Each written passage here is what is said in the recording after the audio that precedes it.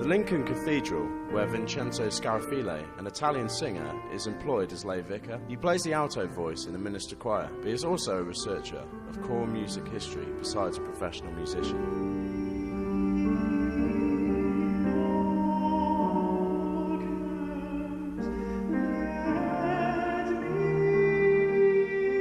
I studied the music tradition of Saddleminster for the past 2 years, and I discovered many interesting things about the behavior of the vicar's choral there that are all stated and documented in 2 old books, the White Book and the Chapter Book, that are now preserved in the Nottingham archives.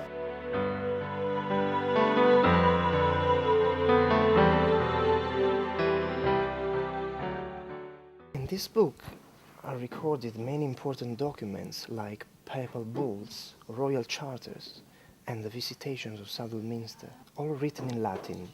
Surely Mr. Hale will tell us more. Mr. Paul Hale is the choral director and organist at the Southwell Minster since 1989. Last year, he had helped Vincenzo in his research, and when both the musicians met, they talked about their common passions for hours.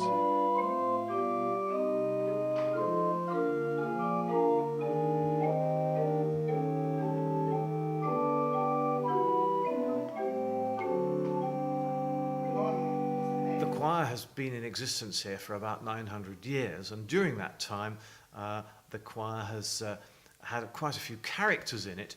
And if you look at the early visitations by the Archbishop of York in the 15th century, you'll see that some of the young men in the choir got up to all sorts of naughty things, such as staying out late at night, getting drunk, throwing stones at people's windows, being inattentive in choir, and even gambling when they should have been in church. This is the chapter house where the vicar's choral found guilty of any sin were judged.